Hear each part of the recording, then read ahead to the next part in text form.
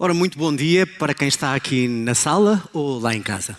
Muito bom dia, sejam muito bem-vindos a mais uma edição do Congresso da APDC. Cá estamos com todo o gosto mais uma vez. Ora bem, é um prazer renovado estar aqui. Desta vez é o 34º Congresso, já fazemos isto há algum tempo.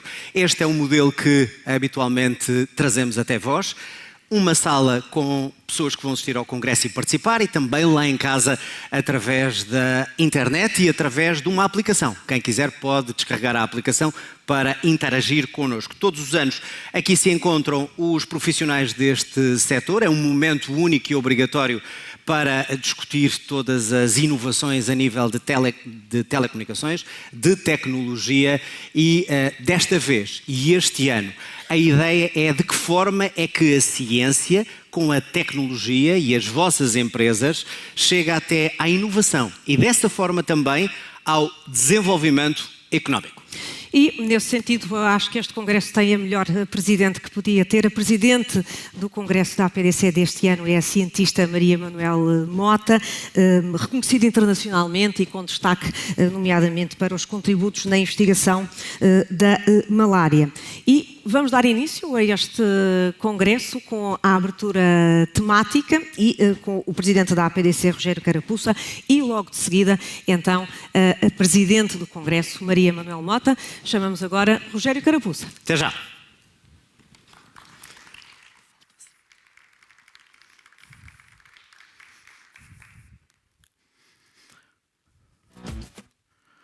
Bom dia a todos.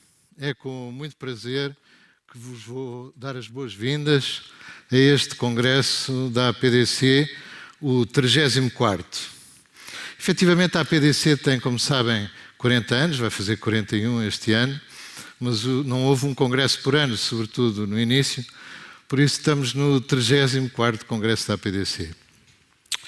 Quero agradecer e cumprimentar a senhora Presidente do Congresso, que vai falar a seguir a mim, portanto, obviamente está no backstage, mas está-nos a ouvir. E queria também cumprimentar todos aqueles que nos seguem aqui na sala e através do streaming. E, em primeiro lugar, como é justo, quero agradecer a todos os patrocinadores da APDC por tornarem possível este Congresso, quer patrocinadores da APDC em geral, quer patrocinadores do próprio Congresso. Quero agradecer também ao nosso media partner RTP. Portanto, a RTP tem sido um media partner do Congresso desde há muitos, muitos anos, mas a sua relevância para a realização do Congresso mudou muito e incrementou muito, porque nós, a partir da pandemia, como sabem, passámos a fazer o Congresso neste formato como se fosse um programa de informação. E como nós não sabemos realizar programas de informação, nem produzir, a aposta aqui da RTP no nosso Congresso é fundamental para que o mesmo tenha sucesso. Queria também agradecer em particular à Carolina Freitas e ao João Adelino Faria, porque para além de serem hosts deste Congresso e já fazerem parte de alguma forma da nossa equipa, eles ajudam-nos a pensar o conteúdo do Congresso, dão os seus inputs e, portanto, nós sentimos verdadeiramente que eles já fazem parte também da nossa família. E, obviamente, quero agradecer à equipa executiva da APDC, liderada pela Sandra, que faz sempre milagres e todas estas coisas, como sabem todos, são feitas por uma sucessão de bastantes milagres. Por isso, é um gosto ter esta equipa e agradeço-lhes muito pela ajuda que nos dão sempre, todos os anos, não só a fazer este congresso, mas a montar todo o nosso programa de atividades. Ora, o tema de congresso da APDC deste ano, como sabem, é a investigação, é a ciência e as empresas. E esta associação virtuosa entre a ciência e as empresas é fundamental para que nós tenhamos uma economia de valor acrescentado. Nós temos uma economia ainda de baixo valor acrescentado, nós temos uma economia pequena e aberta, o que não são coisas boas. Nós precisamos de ter uma economia com o maior valor acrescentado possível, que seja capaz de gerar o maior valor possível. E se dúvidas houvesse sobre a dimensão pequena da nossa economia, eu vou-vos dar 3 exemplos. O primeiro dos exemplos pega numa estatística do INE de 2022, que nos diz que a média da dimensão da faturação das empresas portuguesas todas, contando nessa média as maiores, é de 371 mil euros. Portanto, 371 mil euros é a média de faturação das nossas empresas, o que significa que a empresa média portuguesa não consegue sequer pagar 1 ou 2 bons salários. Este é o perfil da nossa economia. O segundo exemplo que tenho é que no ranking das 1000 maiores da Informa, por exemplo, e aqui estamos a falar de 1000 maiores em contas individuais, portanto, se nós considerássemos em contas consolidadas, essas 1000 reduzir-se-iam para aí para umas 700 ou 600, entra-se nesse grupo com uma faturação de 40 milhões de euros. Ou seja, uma pequena empresa, uma PME, consegue ser uma das 1000 maiores empresas portuguesas. Terceiro lugar, os lucros das empresas portuguesas são muito pequenos. Muito pequenos mesmo.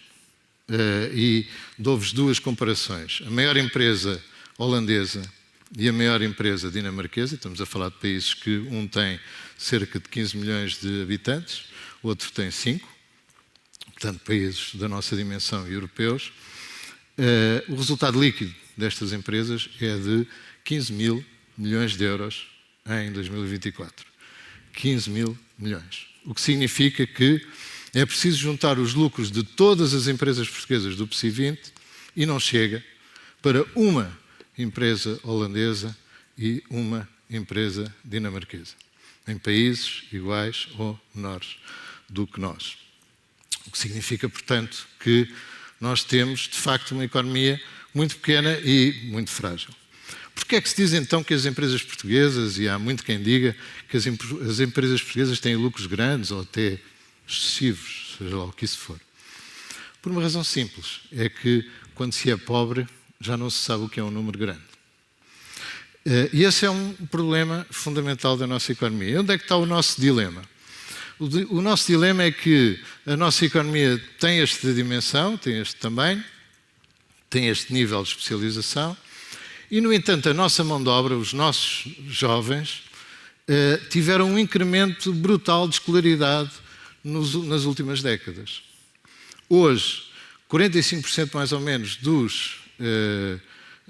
das pessoas que terminam o secundário entram na universidade, contra 7% no tempo em que eu próprio entrei na universidade, e gosto de pensar que ainda não foi há muito tempo. Por isso, nós fizemos um excelente desempenho, um excelente trabalho nesta área da qualificação, mas isso criou-nos um dilema. Temos pessoas muito boas, em grande quantidade, e uma economia pequena para lhes dar os desafios que eles precisam. Esse é o nosso dilema. Numa época em que a mobilidade das pessoas é grande e, portanto, as pessoas vão para onde querem. Ao contrário do que a gente gostaria de pensar, os talentos não se retêm. Não existe isso da retenção de talento. Também não existe a retenção da mulher ou do marido, ou a retenção da namorada ou do namorado. Os talentos atraem-se e conservam-se. E tratam-se bem. E sem isso, não é possível ter nem talentos nacionais, estes que nós formamos, nem talentos internacionais em Portugal. Por isso, por sermos uma economia pequena e aberta e por termos esse conjunto de talentos disponíveis e outros que existem pelo mundo fora, nós precisamos de alguma coisa para os conseguir atrair. E essa coisa são as instituições de referência. E as instituições de referência são grandes empresas que sejam elas nacionais ou internacionais. Já vimos que nacionais não há propriamente grandes empresas, há algumas maiorzitas, mas as maiores empresas que nós tenhamos, as empresas internacionais grandes que nós consigamos também atrair e que tenham projetos inovadores, que tenham muita inovação, e os centros de inovação, os centros de ID, as componentes do nosso sistema científico e tecnológico que têm trabalho também inovador e de valor em Portugal. Temos o prazer de ter como Presidente do Congresso a professora Maria Mota, que é precisamente Presidente de uma dessas instituições, o GIM, o Gulbenkian Institute for Molecular Medicine. E, portanto, são essas instituições de referência, são essas, sejam elas empresas ou instituições de ciência, portuguesas ou estrangeiras, são essas que fazem com que haja trabalho interessante em Portugal para estes talentos, para os atrair, sejam eles portugueses ou sejam eles internacionais que não se revejam nas geografias onde estão. Portanto, é fundamental que nós desenvolvamos e demos todo o carinho a estas instituições, porque são elas que fazem com que os talentos sejam atraídos e mantidos. É fundamental também nós reconhecermos que, para fazer melhor, nós temos que ter a maior colaboração possível entre este tipo de instituições umas com as outras, e entre estas e as mais pequenas.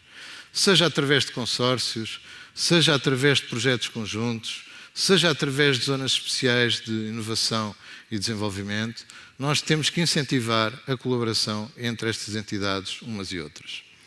Temos que valorizar também as startups que nós temos e que têm ideias inovadoras e que têm o brilho nos olhos para querer também elas ser grandes. Porque, obviamente, há ideias boas que podem trazer empresas muito grandes, como nós sabemos.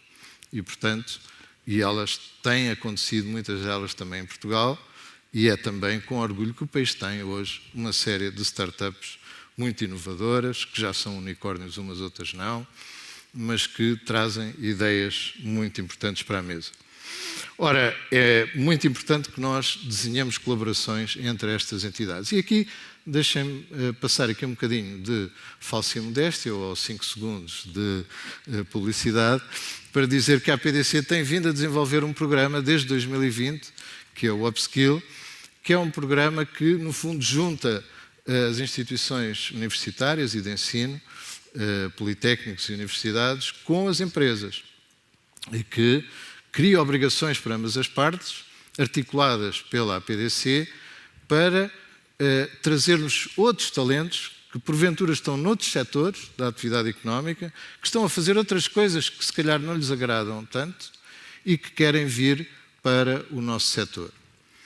É fundamental que nós consigamos expandir este tipo de iniciativas e o Upskill tem produzido pessoas muito interessantes para o nosso tecido empresarial, pessoas que muitas vezes estavam em áreas completamente diferentes, que eram artistas, professores, que estavam noutros setores e que resolveram vir para o nosso setor porque no nosso setor existe oportunidade e existe valor acrescentado.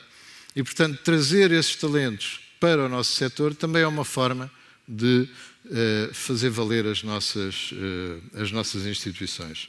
E esse programa é um programa que efetivamente tem uma fórmula muito simples, que é as empresas dizem que empregos é que têm para onde precisam esses talentos, portanto não são formações para as pessoas depois irem procurar emprego sozinhas, são ações de formação para empregos que já existem, e essas empresas comprometem-se a contratar 80% desses talentos, uma vez completada essa formação que o Upskill dá.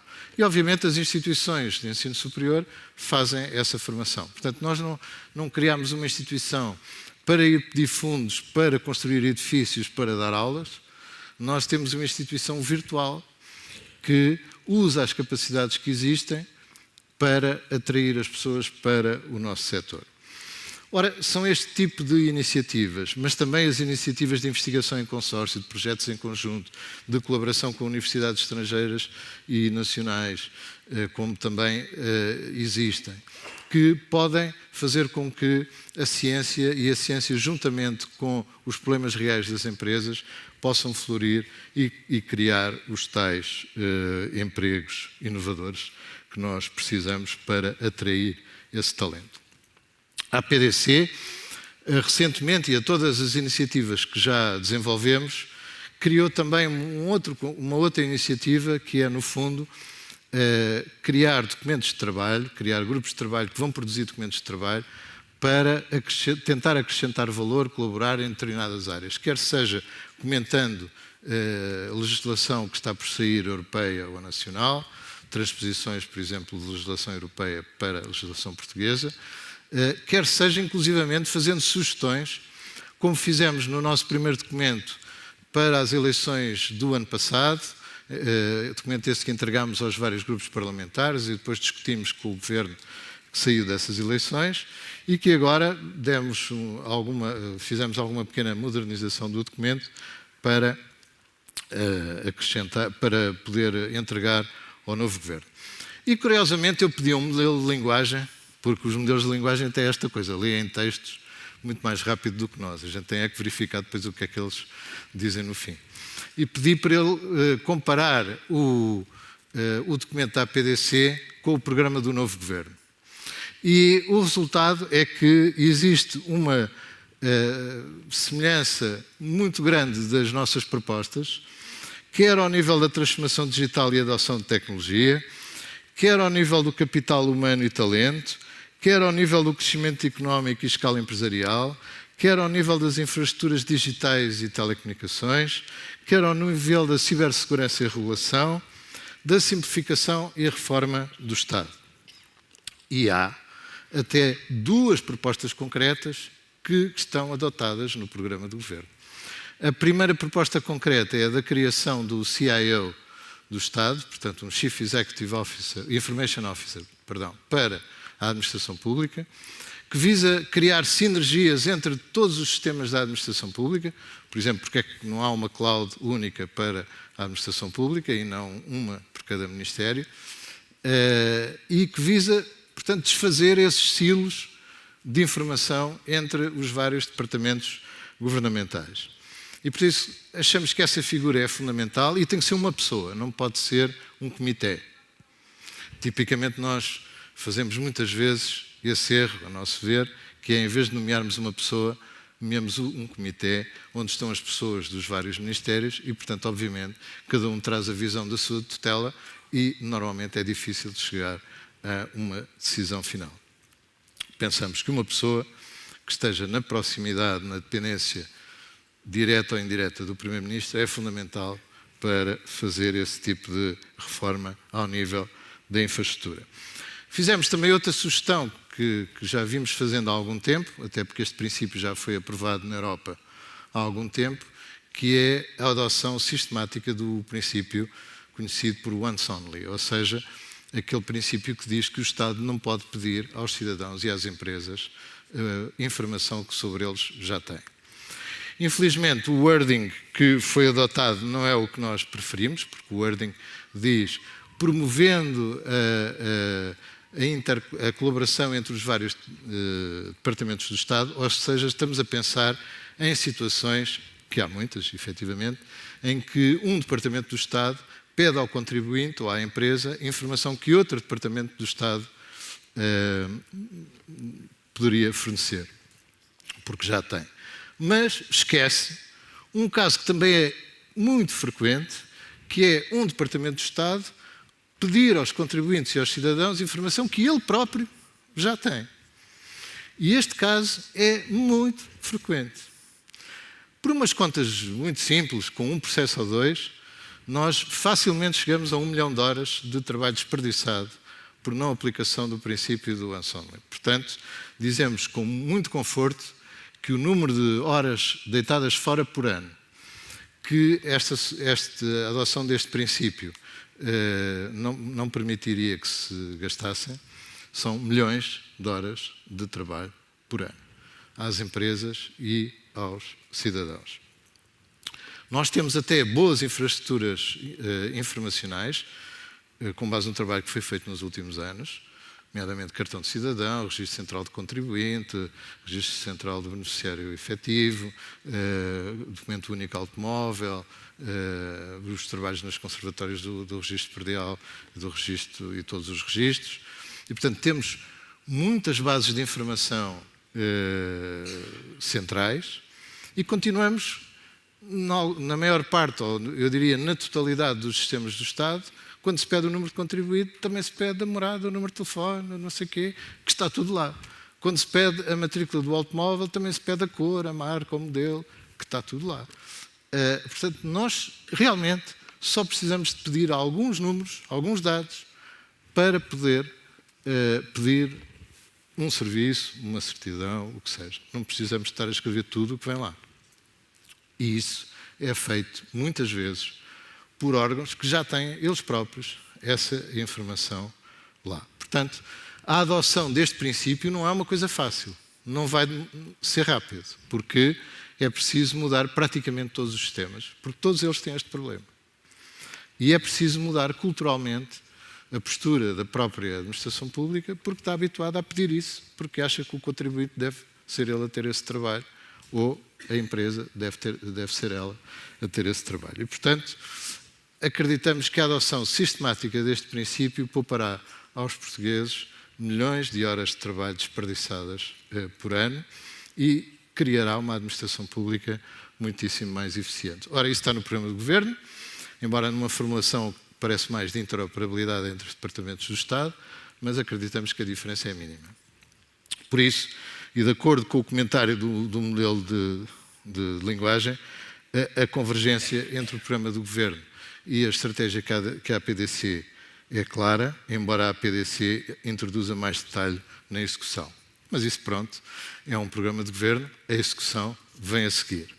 E por isso, aquilo que nós dizemos neste momento é que, havendo esta coincidência, há que fazer o trabalho, há que fazer o caminho. O trabalho não se faz por ele próprio, o trabalho tem que ser feito, mas somos nós que o fazemos. São os cidadãos portugueses, são as empresas portuguesas, é a administração pública portuguesa, somos nós que o fazemos. Portanto, há que fazer o caminho. Nós estamos disponíveis, enquanto associação, para ir vendo o que é feito, dando sugestões, fazendo sugestões de detalhe técnico, pedindo aos nossos associados para comentar os resultados, fazendo estudos de impacto, o que for necessário. É preciso pôr-nos a fazer o caminho.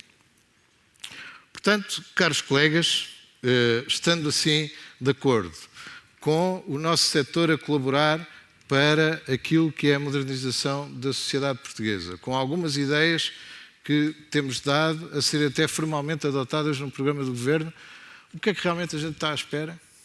Bom, acho que temos que fazer. E por isso este congresso serve para mostrar ideias, soluções, a experiência daqueles que já fizeram.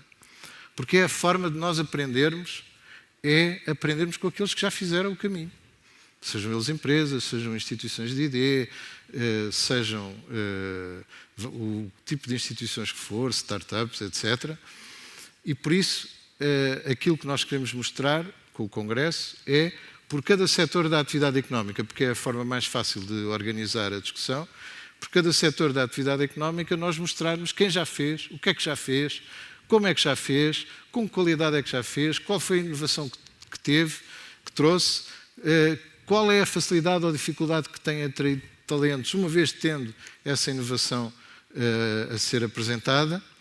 E por isso é isso que vamos fazer neste Congresso, para além, naturalmente, dos Estados da Nação, que nós sempre fazemos e que já é um produto tradicional deste Congresso. Muito obrigado a todos e foi um gosto. E vai ser um gosto estar aqui convosco. Muito obrigado. Queria agora convidar a nossa Presidente do Congresso, a professora Maria Mota, a vir aqui ao palco fazer a sua intervenção, o seu keynote. Muito obrigado.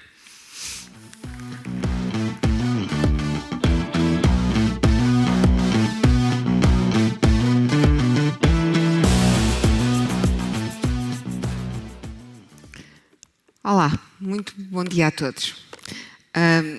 Primeiro que tudo, quero-vos dar a todos as boas-vindas por estarem aqui neste congresso. Deixem-me só aqui. Sejam muito bem-vindos ao Congresso da APDC 2025, aqui em Lisboa, mas também online.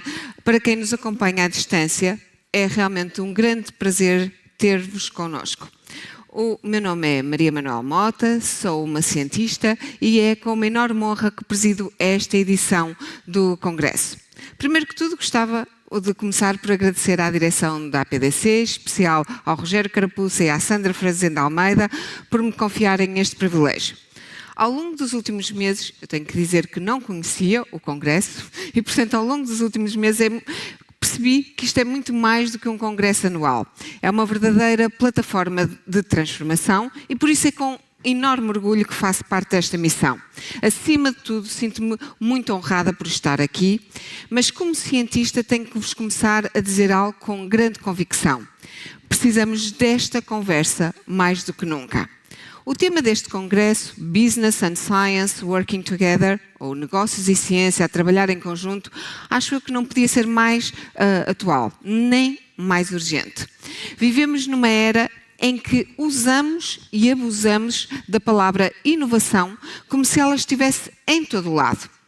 A inovação é apresentada como o motor de crescimento, a resposta para todos os nossos problemas, o combustível do futuro. E temos que pensar, nas últimas décadas, a biotecnologia continuou e vai continuar a revolucionar a medicina. A inteligência artificial está a transformar tudo, a forma como trabalhamos e comunicamos.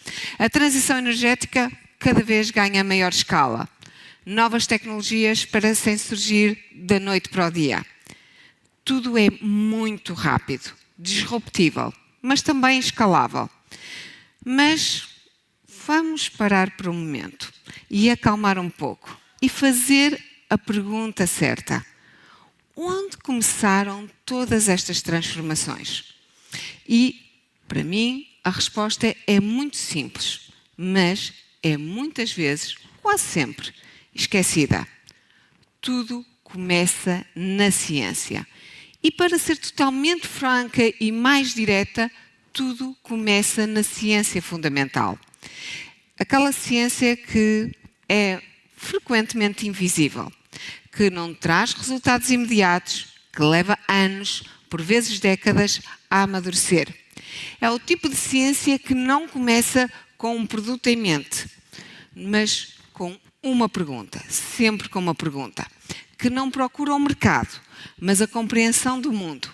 E ainda assim, é essa ciência que é profunda, rigorosa, feita da curiosidade e do método, que está na origem, que está na origem de todas as inovações verdadeiramente transformadoras. Deixo-vos aqui apenas 3 exemplos. A internet.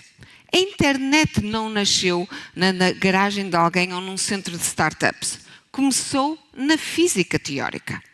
As vacinas de mRNA, que simplesmente nos ajudaram a combater a última pandemia global e permitem-nos já estar aqui todos uns com os outros, já sem nos lembrarmos daqueles anos. Resultaram de décadas de trabalho em biologia molecular. As baterias de lítio, que alimentam os nossos computadores, os nossos relógios, os nossos telefones, os nossos carros, eles não começaram em experiências, eles começaram, aliás, em experiências feitas em laboratórios de química básica. E podia continuar. Obviamente a inteligência artificial, a computação quântica, o hidrogênio verde, a medicina personalizada. Todas estas áreas têm como base um conhecimento científico construído muito antes de existir um modelo de negócio. E por isso devemos dizê-lo com clareza. Não há negócio sem ciência. There is no business without science. E, no entanto, durante demasiado tempo, tratamos a ciência e os negócios como mundos totalmente separados. Por um lado, temos a academia, por vezes fechada nos seus laboratórios, nos seus papers, publicações, revistas científicas, nos seus próprios indicadores internos. Do outro lado, o empreendedorismo, acelerado, obcecado com rondas de investimento e validação no mercado. E depois o mundo corporativo, centrado em resultados, em metas trimestrais e retornos para os acionistas. Todos estes mundos, obviamente, têm o seu valor, mas muitas vezes, eu diria quase sempre, vivem em paralelo e raramente em conjunto. E eu acredito profundamente que esta separação não é apenas artificial, é realmente muito prejudicial.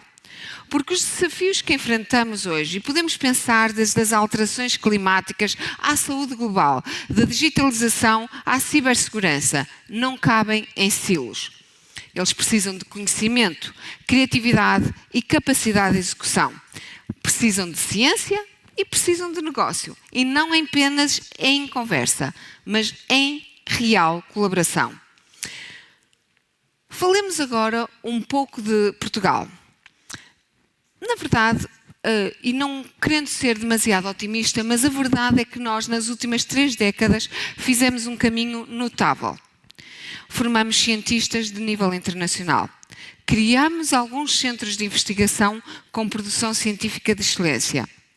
Educamos uma geração que pensa globalmente e trabalha com sentido de missão. Mas há também uma verdade muito difícil de ouvir, mas que tem que ser clara. Ainda não conseguimos transformar esse capital científico em inovação estruturada. Ainda não fomos capazes de criar um sistema em que a descoberta científica se traduz consistentemente em valor económico e impacto social. Parte disso é tempo. Ainda não temos uma estrutura madura. Mas por que também ainda não estamos muitas vezes perto de ter essa estrutura madura? Falta de financiamento consistente e estruturado? Sem dúvida. Essa é uma razão fundamental. Falta de diálogo entre setores? Também. Mas uma razão também principal, e é esta que hoje estamos aqui, que iniciamos neste congresso, é um fosso cultural entre quem faz ciência e quem faz negócio. Deixem-me dar um exemplo do instituto que dirijo, o Gulbenkian Institute for Molecular Medicine. Este é um instituto que foi criado há pouco mais de 6 meses. Iniciou-se no dia 1 de outubro de 2024, mas foi construído do legado de 2 institutos com história. O Instituto Gulbenkian de Ciência, que tinha mais de 40 anos de história, e o Instituto de Medicina Molecular, que tinha 20 anos de história. E criamos sobre este legado. Mas o exemplo que vos quero trazer aqui, e deixem-me ver se isto passa, é uma companhia que foi criada em 2020, ainda no Instituto de Medicina Molecular, mas que agora faz parte do GIM, e que se chama Tessellate Bio. E podem ler o que está ali, mas na verdade tudo isto surgiu do trabalho de um cientista, Klaus Asalin, em que simplesmente publicou este artigo. E como podem ler no nome, a maior parte das pessoas que está nesta sala não entende. Eu sou uma bióloga molecular e tenho dificuldade exatamente em perceber exatamente o que é, ok? Mas, no entanto, quando a estrutura em si já tinha um recentemente criado gabinete de transferência de tecnologia, antes do paper ser publicado, imediatamente houve pessoas com esta capacidade de fazer esta ponte, que percebem o mundo da ciência, mas percebem o mundo dos negócios, do empreendedorismo, do mundo corporativo, e começou a pensar, há aqui uma ideia que pode ser central e que deve ser patenteada. E, na verdade, o que eles descobriam era, pela primeira vez, uma forma alternativa dos nossos cromossomas, das pontas dos nossos cromossomas, crescerem. As nossas pontas dos nossos cromossomas diminuem ao longo do tempo que as nossas células se dividem. E por isso envelhecemos e morremos. Chegou a um ponto que estão tão pequeninas, as células morrem e todos começamos a envelhecer. As células tumorais arranjam maneiras de isto nunca diminui. E por isso é que uma célula tumoral cresce e é chamada imortal. É uma célula que os cromossomas têm sempre as pontas, estão sempre a crescer e, portanto, nunca diminuem a um ponto que se torna crítico e a célula morre. E, portanto, a célula pode viver indefinitivamente. Quando fizeram isto, perceberam que alguns grupos de cancro tinham este mecanismo. E, portanto, simplesmente esta ideia foi patenteada, não pelo cientista que tem tempo para... Estava apenas a estudar isto por curiosidade, mas obviamente por o tal gabinete que tem esta capacidade de fazer a comunicação. Criou em 2019, foi patenteado, em 2020 a empresa foi criada, em 2023 fez o primeiro round funding de 35 milhões, abriu os seus laboratórios no Reino Unido porque foi propriedade intelectual entre nós e a Austrália, e a verdade é que em 2025 simplesmente assinámos há poucas semanas um acordo com a Boehringer Ingelheim para 500 milhões de euros e esperamos que o First in Human Trial comece ainda em 2026. Isto é um exemplo de que simplesmente nós podemos fazer. Nós temos digamos, as ferramentas para fazer esta comunicação entre o mundo científico e o mundo da ciência e um cientista como o Klaus, que obviamente é levado pela curiosidade e pela forma que ele gosta de entender o mundo, e o mundo mais empresarial.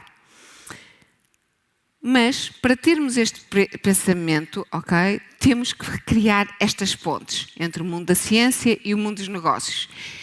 E temos mesmo que criar essas pontes, se queremos ser mais do que apenas consumidores da tecnologia que é feita lá fora. Se queremos criar empresas que são competitivas, resilientes e sustentáveis. Se queremos crescer com base no conhecimento e não apenas no custo. Mas para isso temos de colocar a ciência, sobretudo a ciência fundamental, no centro das nossas decisões. E o que é que isso significa na prática? Significa que as empresas devem fazer mais do que comprar inovação. Devem co-criá-la. Significa que têm de se tornar parceiras ativas na investigação.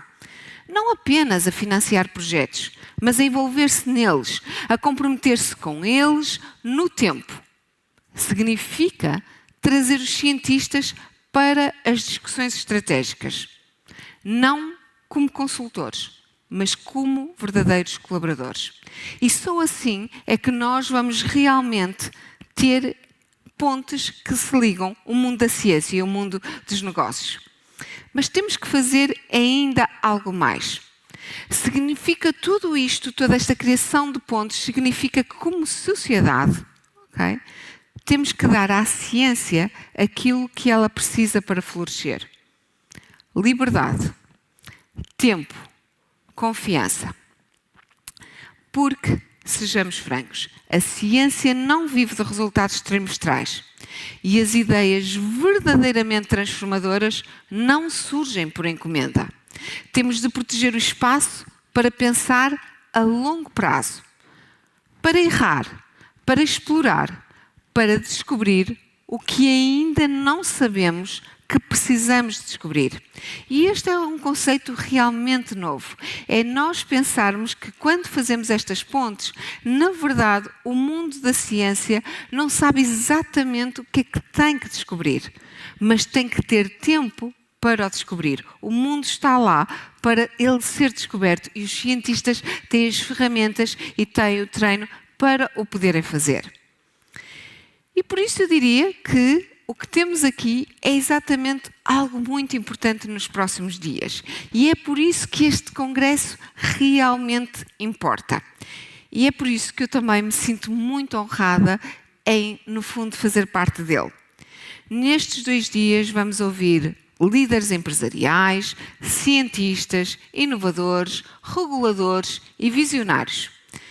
Mas mais do que ouvir, eu espero que nos liguemos. Eu espero que haja ligação entre todas estas pessoas. No fundo, para que possamos todos fazer perguntas difíceis. Para que possamos desafiar todas as ideias que todos temos feitas, todas as ideias feitas que temos em cada um destes mundos. Para podermos explorar com honestidade o que realmente significa na prática juntar ciência e negócio. E deixo-vos 3 palavras para levar convosco nestes dias. curiosidade, coragem e conexão ou ligação. A curiosidade. Vamos todos ouvir o que está fora do nosso mundo. Temos que fazer perguntas ingênuas, mesmo aquelas que não sabemos se esta pergunta faz sentido. Não sabemos se esta pergunta outra pessoa vai achar que é só parvinho e ingênuo. Isso não há perguntas ingênuas. Todos temos que ter a coragem e temos que ter aqui um espaço de 2 dias em que todos fazemos as perguntas o mais ingênuas possíveis, porque só assim é que vamos aprender e é que vamos fazer as tais ligações. Coragem. É preciso muita coragem para descobrir, para inovar, para arriscar. Sejam eles na ciência, sejam eles nos negócios. É preciso investir naquilo que não é certo, mas é necessário. E conexão. Não se trata apenas de networking, a palavra tão usada e abusada. É construir pontos reais. Este não é um evento apenas de 2 dias. Eu diria que nós devíamos usar este evento como uma oportunidade a longo prazo. Se fizermos isto bem, eu acho que temos aqui uma oportunidade. E estamos a fazer bem, não é? Isto não vai começar hoje. Eu sei que isto é um trabalho de há muito tempo. É um trabalho que dura 3, 4 décadas no nosso país, que dura muito mais outras décadas noutros países. Então, precisamos mesmo desse tempo. Mas precisamos de ter sempre a renovação, digamos, de votos para construir uma economia que não é apenas competitiva, mas é uma economia com propósito. E essa é uma forma muito importante que nós temos de trazer a nossa nova geração. A nova geração não quer apenas trabalhar para algo que é competitivo, quer trabalhar para algo que tem propósito, que vai resolver os problemas do mundo. E eu acho que nós juntos podemos trabalhar com esse propósito. Podemos resolver problemas que pareciam impossíveis a uma geração, podemos criar um futuro onde realmente vale a pena viver. E deixo-vos com uma ideia muito simples. Inovação não é magia, não é sorte, nem é sequer moda. Okay? É o resultado de anos a pensar, a testar, a falhar, a aprender. A inovação é como se fosse uma filha da ciência e é, sem dúvida, um motor dos negócios de todos vocês. E quando estas 2 forças caminham juntas, com respeito entre os 2 mundos, ou os diversos mundos, com visão e com propósito, todos avançamos. A ideia é construirmos esse futuro em conjunto. Começamos ontem, começamos há muito tempo, mas vamos renovar o começo hoje e muito bem-vindos a todos e muito obrigada.